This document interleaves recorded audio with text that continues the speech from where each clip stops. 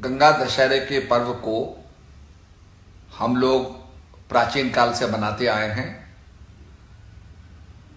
शुक्ल पक्ष की दशमी को ये पर्व मनाया जाता है और इसके पीछे हमारी ये भावना रहती है कि सगर के पुत्रों के लिए, अपने पूर्वजों के लिए भगीरथ ने तपस्या की और तपस्या करने के बाद स्वर्ग की धारा को धरती पर लाए। गंगा के प्रवाह में बहुत ज्यादा वेलोसिटी थी, वेग था। तो ब्रह्मा जी ने कहा कि यह धरती के अंदर समा जाएगी, प्रलय कर देगी, इसलिए भगवान शिव की उपासना करो और भगवान शिव ही इसको धारण कर सकते हैं। भगीरथ ने फिर तपस्या की, शंकर भगवान को प्रसन्न किया और भगवान शंकर ने अपनी जटाओं में गंगा को धारण किया और भगीरथ के अनुरोध पर जब जटाओं को खोला तो गंगा का प्रवाह धीरे धीरे धरती पर हो चला। ये शस्य श्यामला धरती को पवित्र करती हुई, सगर के पुत्रों का उद्धार करती हुई, भगीरथ के पूर्वजों का उद्धार करती हुई ये पतित पावनी गंगा धरती पर बहने लगी। ये कहानी, ये प्रसंग बार बार सत्संग में सुनाया जाता है, पर इसकी भावना को हम अपने हृदय में धारण नहीं करते हैं।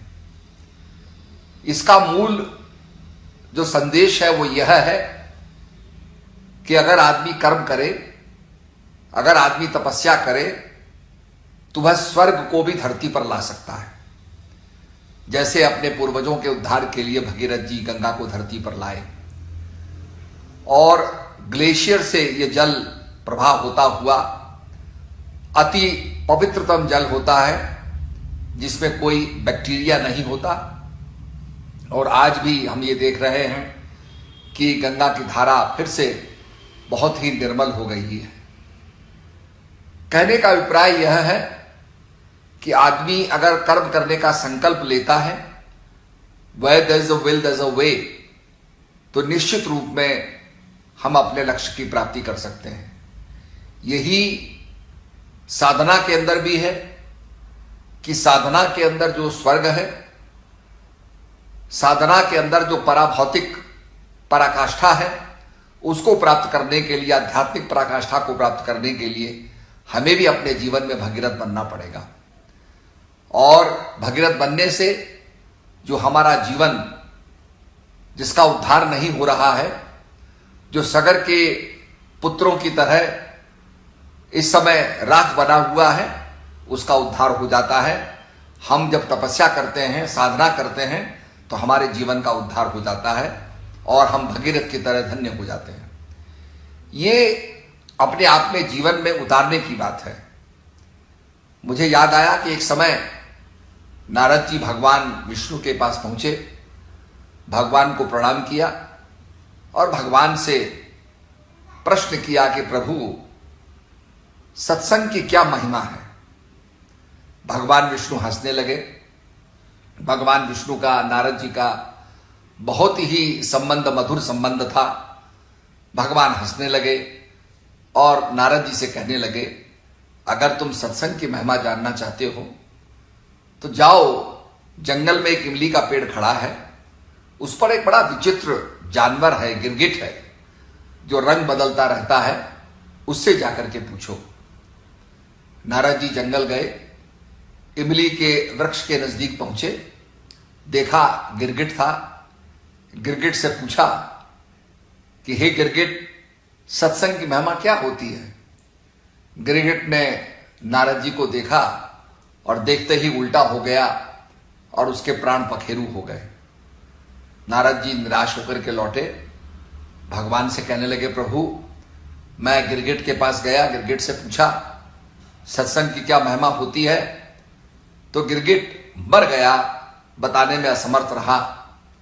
भगवान फिर हंसने लगे, कहने लगे, नहीं नारद जी, अगर सत्संग की महिमा जानना चाहते हो तो आप एक सेठ के पास जाओ और उसके यहां एक पिंजरा है, उसमें एक तोता है। आप तोते के पास जाओ, आपको पता चल जाएगा कि सत्संग की क्या महिमा होती है। नारद जी चल करके नगर सेठ के पास पहुंचे, पिंजरे के पास पहुंचे। पिंजरे के अंदर बैठा तोते से कहा कि ए तोते, मुझको सत्संग की महिमा बताओ। तोते ने नारद जी की तरफ देखा और देखते ही उसके भी प्राण पखेरु हो गए। नारद जी बड़े दुखी हुए, प्रभु के पास पहुंचे कि प्रभु, मैं तो तोते के पास भी गया, मैंने पूछा, परंतु उसके प्राण पखेरु हो गए। तो प्रभु मुझे वास्तव में सत्संग की महिमा बताइए। भगवान फिर हंसने लगे, कहने लगे नारद जी, राजा के एक बेटा हुआ है, आप उसके पास जाओ, वह आपको सत्संग की महिमा बताएगा।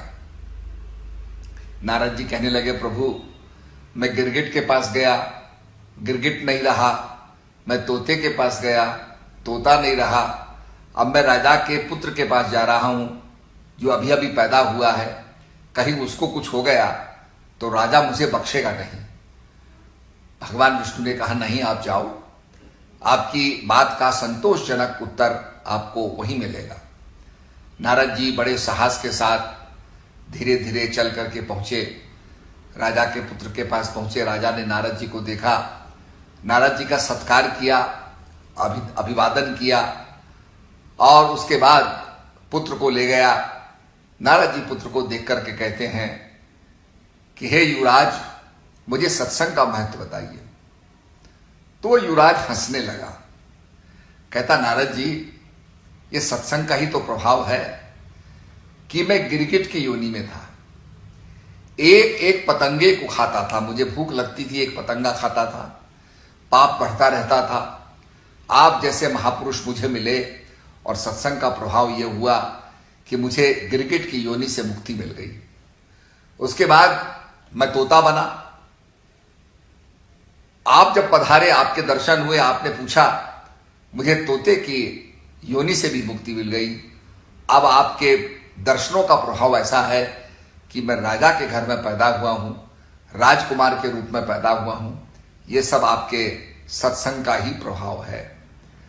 तो इसलिए हमारे संतों ने कहा, संत मिलन को चालिए, तज माया अभिमान, जो जो पग आगे धरे, कोटिन यज्ञ समान।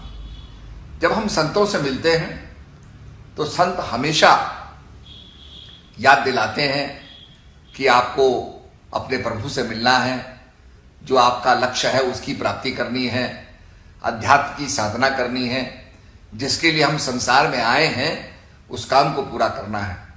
ये बाकी चीजें संसार की संसार में रह जाएंगी, संसार की चीजें जाने वाली नहीं है। पुराने जमाने में साइकिल पर पोस्टमैन चढ़ के आता था और उसकी खाकी वर्दी होती थी और उसके साइकिल के ऊपर बहुत से पैकेट्स रखे रहते थे और उसके आगे एक टोकरी होती थी जिसके अंदर बहुत सी चिट्ठियां वो रखता था एक पुलिंदे के रूप में।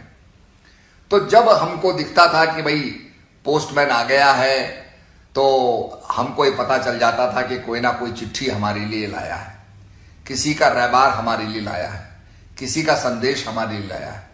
इसी प्रकार से संत महापुरुष होते हैं, जब जब उनका दर्शन प्राप्त होता है, संतों का समागम होता है, हमें पता चल जाता है कि प्रभु से मिलने का, प्रभु का संदेश प्राप्त करने का समय आ गया है। इसलिए कहा कि बड़े भाग्य पाइए सत्संगा, विनय प्रयास हो तो भवभंगा।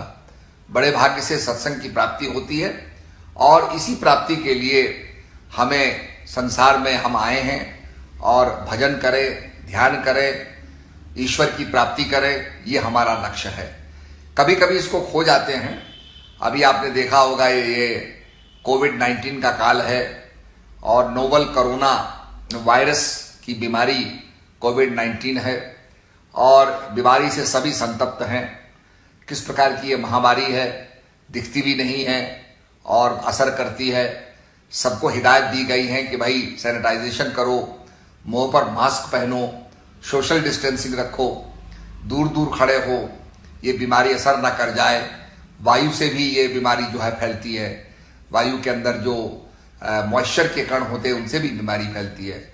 तो आज देखिए सब उसके लिए एहतियातन बरत रहे हैं, प्रिकॉशंस ले रहे हैं। और अब ऐसा लगता है कि देखो हमने इतना कमाया, किस काम आया। इसीलिए लोग कहते हैं कि आध्यात्मिक साधना करो, ये साधना की पूंजी ही आपके साथ जाने वाली है, प्रभु के नाम की कमाई आपके साथ जाने वाली है। और ये संतों का संदेश हमारे हृदय के अंदर हमें प्राप्त हुआ, और गुरु महाराज की हम सेवा करें और गुरु महाराज के सत्संग को अपने हृदय में धारण करें तो हमारा कल्याण होगा।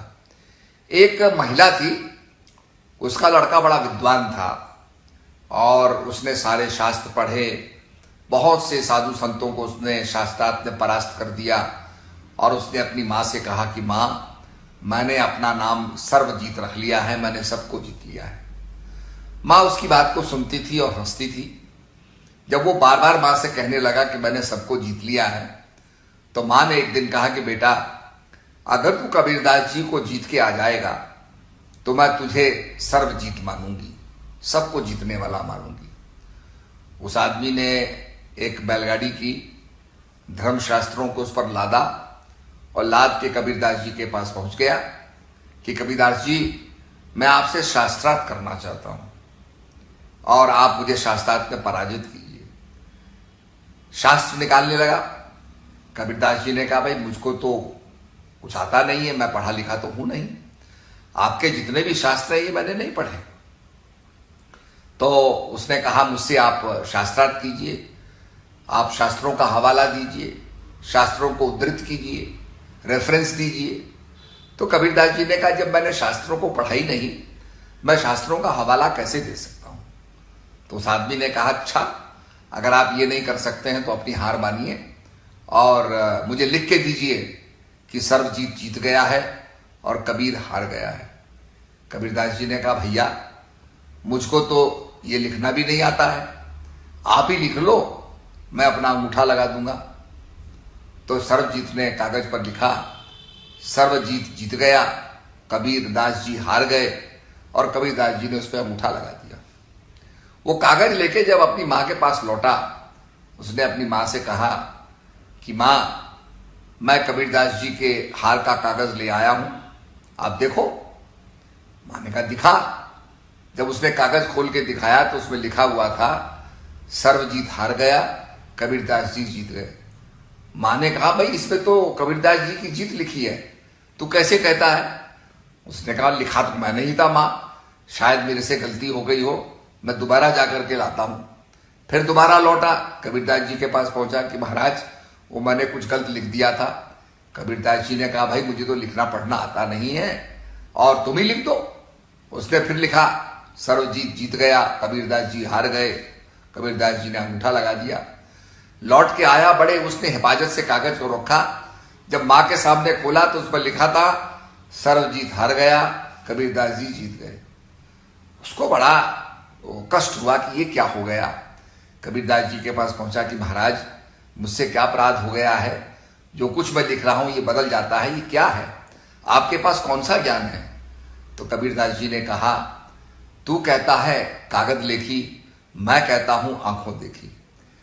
मैं आंखों के अनुभव की बात करता हूं, प्रत्यक्ष अनुभव की बात करता हूं, सीइंग इज बिलीविंग की बात करता हूं, और तू कागज में जो लिखा हुआ है तो उसकी बात करता है। कागज में बहुत अच्छी तरीके से हिमालय का वर्णन हो, उसको देख के हम बहुत ही अभिभूत हो सकते हैं, बहुत ही इमोशनल हो सकते हैं, बहुत ही प्रभावित हो सकते हैं। पर जिस व्यक्ति ने हिमालय की विशालता को अपनी आंखों से देखा हो, उसको सब कुछ साक्षात होता है। इसी प्रकार से जो ब्रह्म को अपने अनुभव में लाता है, ब्रह्म का अनुभव करता है, वो आंखों देखी बात करता है, कागज की लेखी बात नहीं करता। इसलिए जो ब्रह्मज्ञानी होते हैं वो अनुभव की बात करते हैं और कागज की लिखी भी बात नहीं करते। इसलिए कबीरदास जी जीत गए, क्योंकि वो अनुभव की बात करते थे। अपने जीवन में उस अनुभव की पूंजी को हम कमाएं। ये गंगा दशहरा इसी बात की याद दिलाता है कि स्वर्ग भी धरती पर आ सकता है। ये मानव, अपने जीवन के अंदर तू भी स्वर्ग को ला सकता है। भागीरथ बन के देख, अर्जुन बन के देख, तेरे जीवन में भी कृष्ण आएंगे और तेरा जीवन भी धन्य हो जाएगा। तो आज इस गंगा दशहरा के पर्व से हम ये प्रेरणा लें कि हमारे जीवन में भी गंगा का प्रभाव हो सकता है। गंगा कभी किसी की जात नहीं पूछती। जो व्यक्ति गंगा का पानी पीता है उसकी प्यास को बुझाती है। गंगा किसी धर्म को नहीं पूछती, गंगा किसी की जात को नहीं पूछती, गंगा पावन और शीतलता का प्रदान करते हुए बहती चली जाती है। अर्थ को, सॉइल को इतना फर्टाइल कर देती है कि वह धरती से अनाज उपजाने लगता है। इसलिए गंगा को हम प्रणाम करते हैं क्योंकि यह अमृत की धारा है। तो मैं यही कहना चाहता हूं कि आज गंगा का प्रभाव हमारे हृदय में हो, गंगा की भक्ति का प्रभाव हमारे हृदय में हो, हमारे जीवन के अंदर कबीरदास जी उस अनुभव की बात को करें, हमारे जीवन में अनुभव हमें प्राप्त हो। इसी संदेश के साथ आइए हम गंगा दशहरा मनाएं, तो हमारा गंगा दशहरा सफल होगा, हमारा जीवन सफल होगा, हमारा ये जो समय है ये मंगलमय होगा, धन्य होगा। इन्हीं शब्दों के साथ सबको मेरा दुआ आशीर्वाद।